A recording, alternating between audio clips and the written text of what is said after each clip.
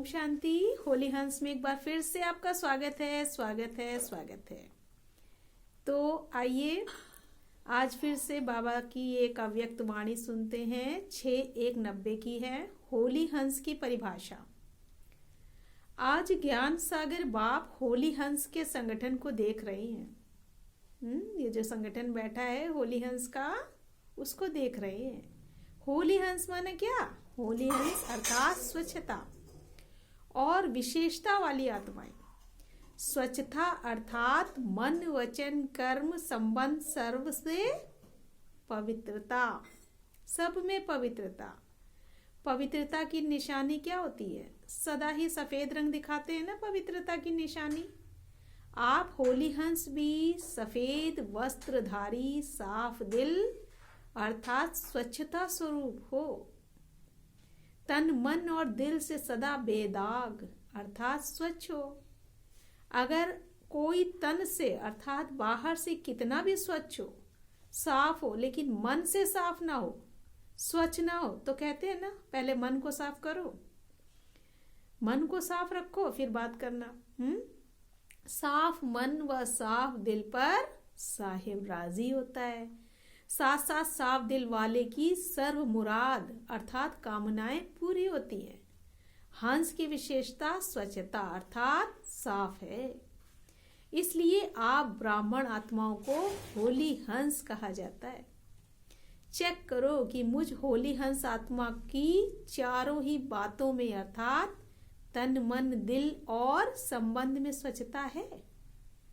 संपूर्ण स्वच्छता व पवित्रता यही इस संगम युग में सबका लक्ष्य है।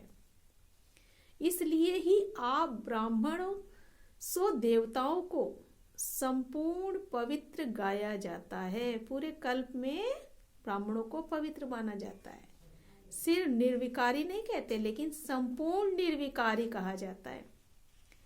16 कला संपन्न कहा जाता है। सिर्फ 16 कला नहीं कहते हैं, लेकिन उसमें संपन्न। गायन आपके ही देवता रूप का है, लेकिन बने कब? अभी संगम पर। ब्राह्मण जीवन में बने ना, या सतयुग देवता जीवन में बने? बनने का समय अब है, संगम युग है। इसलिए चेक करो कि कहाँ तक अर्थात कितने % में स्वच्छता अर्थात पवित्रता धारण की है। तन की स्वच्छता अर्थात सदा इस तन को आत्मा का मंदिर समझ उस स्मृति से स्वच्छता रखना। जितनी मूर्ति श्रेष्ठ होती है उतना ही मंदिर भी श्रेष्ठ होता है। तो आप श्रेष्ठ मूर्तियां हो या साधारण हो? ब्राह्मण आत्माएं सारे कल्प में नंबर 1 श्रेष्ठ आत्माएं।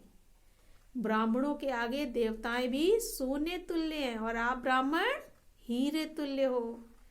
तो आप सभी हीरे की मूर्तियां हो। कितनी ऊंची हो गई? इतना अपना स्वमान जान इस शरीर रूपी मंदिर को स्वच्छ रखो। सादा हो लेकिन स्वच्छ हो। इस विधि से तन की पवित्रता सदा रूहानी खुशबू का अनुभव कराएगी। ऐसी स्वच्छता पवित्रता कहाँ तक धारण हुई है? देवभान में स्वच्छता नहीं होती, लेकिन आत्मा का मंदिर समझने में स्वच्छता रखते हो। और यह मंदिर भी बाप ने आपको संभालने और चलाने के लिए दिया है। इस मंदिर का किसको ट्रस्टी बनाया है? आपको बनाया है। अब आपने तो तन मन धन सब दे दिया ना, तो ये किसका है? बाप का है ना। तो इसकी संभाल करनी है ना, ट्रस्टी बने हो ना। अभी आपका तो नहीं है ना, मेरा कहेंगे या तेरा कहेंगे। तो ट्रस्टीपन स्वतः ही नष्टो मोहा अर्थात स्वच्छता और पवित्रता को अपने में लाता है। मोह से स्वच्छता नहीं, लेकिन बाप ने सेवा दी है, ऐसे समझ तन को स्वच्छ पवित्र रखते हो ना। वह जैसे आता है वैसे चलाते रहते हो। स्वच्छता भी रूहानियत की निशानी है। ऐसे ही मन की स्वच्छता या पवित्रता, इसकी भी % देखो। सारे दिन में किसी भी प्रकार का अशुद्ध संकल्प मन में चला तो इसको संपूर्ण स्वच्छता नहीं कहेंगे। मन के प्रति बाप दादा का क्या डायरेक्शन है? मन को मेरे में लगाओ, वह विश्व सेवा में लगाओ। मन मना भव, इस मंत्र की सदा स्मृति रहे। इसको कहते हैं मन की स्वच्छता व पवित्रता। और किसी भी तरफ मन भटकता है तो भटकना अर्थात अस्वच्छता। इस विधि से चेक करो। क्या चेक करना है? कि कितने परसेंटेज स्वच्छता धारण हुई है। विस्तार तो जानते हो ना। तीसरी बात, दिल की स्वच्छता। इसको भी जानते हो कि सच्चाई ही सफाई है। अपने स्व उन्नति अर्थ जो भी पुरुषार्थ है, जैसा भी पुरुषार्थ है, वह सच्चाई से बाप के आगे रखना। तो एक स्वयं के पुरुषार्थ की स्वच्छता, दूसरा सेवा करते सच्ची दिल से कहाँ तक सेवा कर रहे हैं इसकी स्वच्छता। अगर कोई भी स्वार्थ से सेवा करते हो तो उसको सच्ची सेवा नहीं कहेंगे। तो सेवा में भी सच्चाई सफाई कितनी है। कोई सोचते हैं सेवा तो करनी ही पड़ेगी, जैसे लौकिक गवर्नमेंट की ड्यूटी है, चाहे सच्चे दिल से करो, चाहे मजबूरी से करो, चाहे अलबेले बन के करनी पड़ती है ना। कैसे भी 8 घंटे पास करने ही है। ऐसे इस ऑल माइटी गवर्नमेंट द्वारा ड्यूटी मिली हुई है, ऐसे समझ के सेवा करना, इसको सच्ची सेवा नहीं कहा जाता। ड्यूटी सिर्फ नहीं है, लेकिन ब्राह्मण आत्माओं का निजी संस्कार ही सेवा है। तो संस्कार स्वतः ही सच्ची सेवा के बिना रहने नहीं देंगे। तो ऐसे चेक करो कि सच्ची दिल से अर्थात ब्राह्मण जीवन के स्वतः संस्कार से कितने % की सेवा की है। इतने मेले कर लिए, इतने कोर्स करा लिए, लेकिन स्वच्छता और पवित्रता की परसेंटेज कितनी रही? ड्यूटी नहीं है, लेकिन निजी संस्कार है, स्वधर्म स्वकर्म है। चौथी बात, संबंध में स्वच्छता। इसका सार रूप में विशेष ये चेक करो कि संतुष्टता रूपी स्वच्छता कितने % में है। सारे दिन में भिन्न भिन्न वैरायटी आत्माओं से संबंध होता है। 3 प्रकार के संबंध में आते हो। कौन कौन से? एक ब्राह्मण परिवार के, दूसरा फिर आए हुए जिज्ञासु आत्माओं की तरफ, तीसरा फिर लौकिक परिवार के। तीनों ही संबंध में सारे दिन में स्वयं की संतुष्टता और संबंध में आने वाली दूसरी आत्माओं की संतुष्टता की परसेंटेज कितनी रही? संतुष्टता की निशानी स्वयं भी मन से हल्के और खुश रहेंगे और दूसरे भी खुश होंगे। असंतुष्टता की निशानी स्वयं भी मन से भारी होंगे। अगर सच्चे पुरुषार्थी हैं तो बार बार न चाहते भी ये संकल्प आता रहेगा कि ऐसे नहीं बोलते, ऐसे नहीं करते तो अच्छा है, यह बोलते थे, यह करते थे, यह आता रहेगा। अलबेले पुरुषार्थी को यह भी नहीं आएगा।